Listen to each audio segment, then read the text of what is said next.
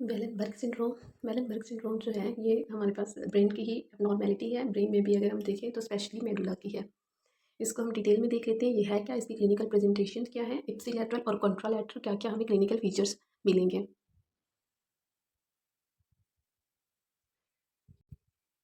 वेलनबर्ग syndrome या फिर जिसका second name lateral medullary infarction भी है, is associated with acute onset of vertigo and disequilibrium. इसमें हमें ये दो चीज़ें एसोसिएशन में मिल रही होती है, एक तो एक्यूट ऑनसेट होगा वर्टाइगो का और सेकेंड चीज़ एक्यूट ऑनसेट होगा डिसइक्विलिब्रियम का। जैसे कि हमने देखा है कि इसका second name lateral medullary infarction था, तो इन्फार्क्शन में क्या है कि मतलब ब्रेन डैमेज हो जाता है। ब्रेन डैमेज क्यों हो रहा है? ब्लड सप्लाई कट ऑफ होने की वजह से, जो कि लेटरल मेडुला को सप्लाई करती है। The blood supply to the lateral medulla is the posterior inferior cerebellar artery. तो जो लेटरल मेडुला को आर्टरी सप्लाई करती है उसका नाम है पोस्टीरियर इंफीरियर सेरिबेलर आर्टरी। यहाँ पे कोई भी क्लॉट बन जाए या ये डैमेज हो जाए आर्टरी, तो ये लीड करेगी वेलनबर्ग सिंड्रोम को। मतलब इसमें अंडरलाइंग जो पैथोलॉजी है वो ब्लड सप्लाई का कट ऑफ होना है। और किस आर्टरी में कट ऑफ हो रही है blood supply? Posterior inferior cerebellar artery. Next अगर हम इसकी इटियोलॉजी की बात करें तो Wallenberg syndrome usually occurs as the result of atherosclerotic और the lipohyalinotic arterial occlusions, but it is also a common presentation for traumatic vertebral artery dissection। तो aetiology में वही एथेरोस्क्लेरोटिक मतलब क्लॉट की फॉर्मेशन हो रही है, एथेरोस्क्लेरोसिस हो सकता है, आर्टीरियोस्क्लेरोसिस हो सकता है, या फिर इसके अलावा जो सेकंड चीज़ हमें मिलती है वो ट्रॉमा भी हो सकता है। History of neck injury, neck pain suggest the latter. अगर तो पेशेंट की नेक इंजरी है, नेक पेन है, तो ये चीज़ इंडिकेट करेगी अंडरलाइन काज कोई ट्रॉमेटिक है। ट्रॉमा की वजह से वर्टिब्रल आर्टरी की डायसेक्शन हुई है, जो लीड कर रही है वेलनबर्ग सिंड्रोम को। लेटरल मेडुलरी सिंड्रोम, वेलनबर्ग सिंड्रोम, इसमें हमें इप्सिलैटरल प्रेजेंटेशन भी मिलती है और कॉन्ट्रालैटरल भी मिलती है। इप्सिलैटरल में हमें जो जो फाइंडिंग्स मिलेगी उसमें एक तो पेन और टेम्परेचर जो है फेस पे, मतलब इप्सिलैटरल साइड की फेस पे वो डेफिसिट हो जाएगा स्पाइनल ट्राइजेमिनल न्यूक्लियस इन्वॉल्वमेंट की वजह से। सेकंड चीज़ इप्सिलैटरल उसी साइड पे जो मिलेगी एटेक्सिया, मतलब लॉस ऑफ कोऑर्डिनेशन, इनकोऑर्डिनेशन, वो due to inferior cerebellar peduncle की वजह से। डिसआर्थरिया, डिस्फेजिया या फिर decreased gag reflex due to involvement of the nucleus ambiguus. तो ये तो हो गई हमारे पास इप्सिलैटरल फाइंडिंग। इसमें कौन कौन से न्यूक्लियस इन्वॉल्व हो रही हैं? Spinal trigeminal nucleus, inferior cerebellar peduncle और nucleus ambiguus. Spinal trigeminal nucleus involvement की वजह से पेन और टेम्परेचर लॉस हो रही है फेस में। इंफीरियर सेरिबेलर पेडेंकल की वजह से एटेक्सिया हो रहा है और न्यूक्लियस एम्बिगस की वजह से डिसआर्थरिया, डिस्फेजिया और गैग रिफ्लेक्स डिक्रीज हो रहा है। कंट्रोलैटरल साइड पे हमें पेन और टेम्परेचर डेफिसिट मिलेगा, लेकिन ट्रंक और लिम्स भी होगा, और साथ ही हमें वर्टाइगो मिल रहा होता है, जो कि वेस्टिबुलर न्यूक्लियस की इन्वॉल्वमेंट की वजह से होता है।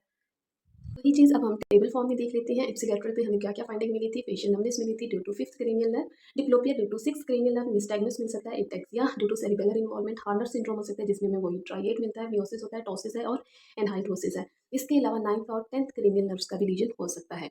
कंट्रोलैटरल साइड पे एक तो सेंसरी लॉस होगा, सेंसरी में वही स्पाइनोथैलेमिक, स्पाइनोथैलेमिक हमें पता है पेन और टेम्परेचर के लिए होता है। और सेकंड चीज़ हमें हेमीपेरिसिस मिल सकता है, मतलब एक साइड पे वीकनेस मिलेगी, वो माइल्ड हो सकती है। ये एक अनयूजुअल हमारे पास फाइंडिंग होती है, हो भी सकती है हेमीपेरिसिस और नहीं भी।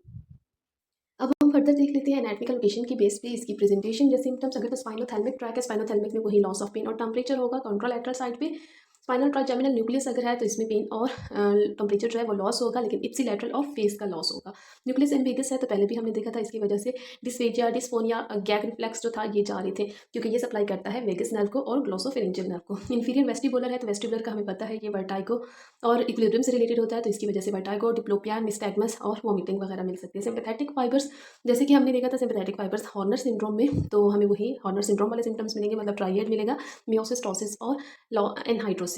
सेंट्रल ट्राइजेमिनल ट्रैक अगर इन्वॉल्व है तो फिर हमें प्लेटल क्लोनस मिलेगा, सॉफ्ट पैलेट के इनवोलेंट्री और रिदमिक मूवमेंट होती है। इंफीरियर सेरिबेलर पेडेंकल की वजह से हमें एटेक्सिया मिलेगा। अब हम समरी देख लेते हैं। वेलनबर्ग सिंड्रोम सेकेंड नेम इसका लेटरल मेडुलरी सिंड्रोम था, या फिर इसे हम पाइका भी कह सकते हैं। PICA posterior inferior cerebellar artery syndrome, क्योंकि पोस्टीरियर इंफीरियर सेरिबेलर आर्टरी ही इसमें इन्वॉल्व हो रही थी। मेजर सिम्टम इसमें हमें हार्नर सिंड्रोम वाला ट्राइएट मिलता है, डबल विजन मिल सकते हैं जैसे डिप्लोपिया कहा था, स्लर स्पीच, डिसार्थ्रिया वगैरह और डिजीनेस होगी। ये हम देख सकते हैं कि इसके आई प्रेजेंटेशन हो गए, ड्रूपिंग ऑफ आईलिड है। सेकंड चीज़ हमें मियोसिस मिल रहा है, कंस्ट्रिक्टेड प्यूपिल है।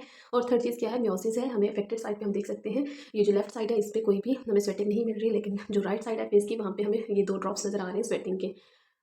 और अगर हम इसकी प्रेजेंटेशन की बात करें तो ये वर्टिब्रल आर्टरी है। वर्टिब्रल आर्टरी की ही ये ब्रांच होती है पोस्टीरियर इंफीरियर सेरिबेलर आर्टरी, जो कि लीड करती है वेलनबर्ग सिंड्रोम को। रीजन हमने क्या पढ़े हैं? वही एथेरोस्क्लेरोसिस हो सकता है, आर्टीरियोस्क्लेरोसिस हो सकता है, या फिर trauma to the vertebral artery. Trauma to the vertebral artery में पेशेंट को नेक पेन भी होगा और नेक इंजरी भी होगी, मतलब क्लियरली।